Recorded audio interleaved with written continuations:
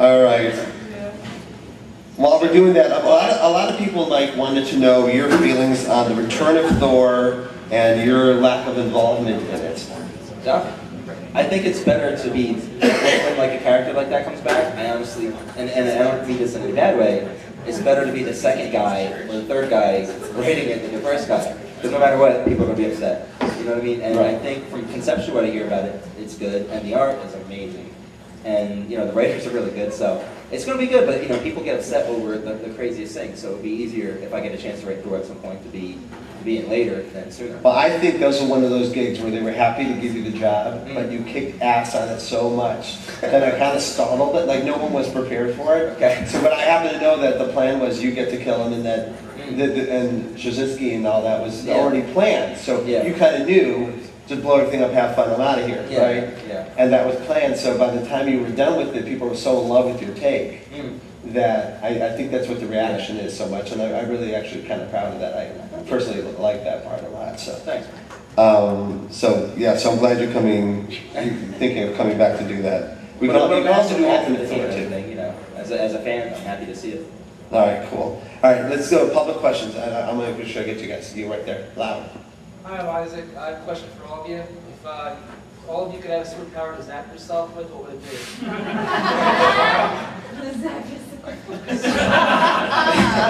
Some sort of cylindrical. What? Be invisible, fly, or a zapping power. Have a zapping power. Being zapped. Are you asking to choose your past? If you.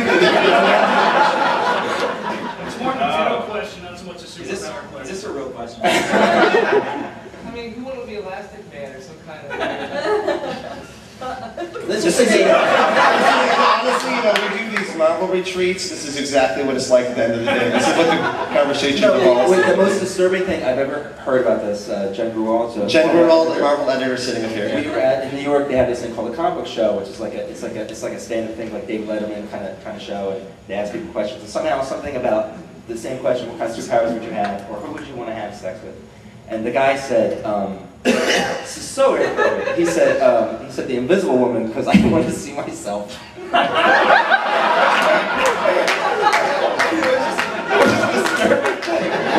it a professional that said that, or? No, it was one of the hosts, and I don't think he'll be returning. Oh, wow. All right, well, I'm gonna move it on. Your friend had a question. I'm scared of what his is. But, this is actually more in comics. Tom from Avon Comics. Hi. Hi. You guys are mostly writers. I don't know if this applies to you, David. You do most of your own artwork for yourself. Have you ever encountered something that you've written that didn't come onto the page by the penciler or the inker or the color, somewhere along the creative line, like on the last page of New Avengers 31, people don't know what the hell's going on, that kind of thing? We didn't know what was going on? I didn't get any. A lot of people didn't make the association between, I don't know what spoil things for anybody who didn't read it. Yeah, cover your ears, you're going to read it. They didn't make the association between the baby and between what happened 3 pages before. And most did though. I mean, I got pummeled online this week. I mean, I got literally hundreds of people. So I mean, I love what is the leaping point for, but because it wasn't, the punchline just didn't seem to be delivered, even though it's on the page. So have you ever run into something where you wrote it and it just didn't translate? Well, there's been other areas. So that one, it did feel to me what I wanted. In fact, it made me laugh when I saw it. But the meaning of it's a little, up there. Like I wanted to use that. He actually has a good story about it. Which one? There was one story you had written where the artist actually just disregarded what you wrote and drew something. Oh yeah, well that's, I don't want to bash anybody, but yeah, I've had, but honestly, the truth for me is I work with so many different artists, and I do work with the best artists working in comics. I just do, and so I rarely have anything but better than I hoped. You know what I mean? So that happens so often, so frequently, that I literally have like 2-3 stories of someone just completely going off the rails. Can you tell the story without giving a name? Well, people know who it is, but there was a book I did called Daredevil Ninja, where the artist, it was supposed to be like a Jackie Chan movie, and the artist was kind of drawing a Jet Li movie, and then just completely decided he didn't like the script, and then emailed everyone at Marvel to tell them, but at the same day didn't realize I was offered to run Marvel Knights, so he kind of like was the wrong day to try to throw me under the bus kind of thing. And, and even if and if you have a problem with the script, you should go to the writer and go, let's work on it together. And I'm not feeling it, and that happens. Hey, let's talk about this scene. I love your solution to it though. You said draw whatever you want and I'll write around it. Well, yeah, I go, listen, man, because it did get to a point like, what am I going to do? You know what I mean? So, it got so bad when I was offered to take my name off the book, but I thought that was kind of a douchey thing to do, and it's going to look like Alan Smitty or something. So I don't know what I was going to do. So I just, I personally just said, here, listen, man, draw what you want to draw. Draw your little ass. So draw the images in your head that are so important to you that you're flipping out on me. You know what I mean? Draw what you want to draw, and I'll do what I can. It didn't work out, and you know what I mean. I wrote all these scripts that never got drawn, but it was a good lesson, because from there I started.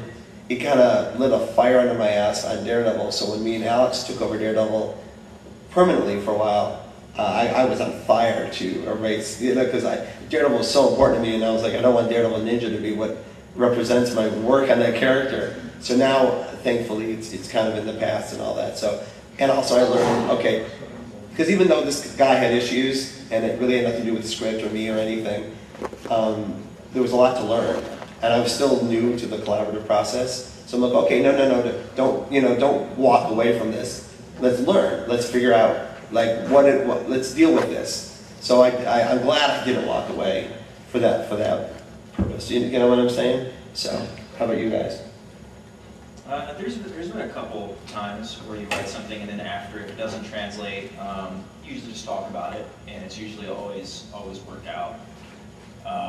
And also vice versa. When I was writing for Quesada on Daredevil, when I started writing Daredevil, I think the whole time that he was the editor of the book and the artist, and there were only a couple suggestions that he had made, and they were always like good suggestions. Like I always look for the artist to, if you got a suggestion for me, let me know, because if it's an opportunity to make it better, that's great. So I welcome that. And there were just a couple things like Joe would say every now and then, just like, hey, what about this instead of this? And I'm like, oh, great idea. So it kind of works both ways.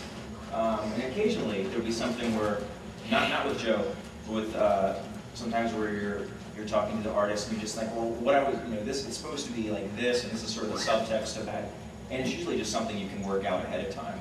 So it's usually just about communication, and even with myself, when I'm drawing my own stuff, I'll rework things to get it right. So you want to have that same kind of opportunity, with the creative team. I've been pretty lucky. Like I have really good storytellers who, even if they're not following the panel stuff I'm saying, they understand what the intent is. Like Scott Collins is great at that. Most of the guys that work with are very, very good at that. Even if they're doing their own thing. Wow, thank you. Wow, okay, looks like we're getting an arm wrestle. You guys are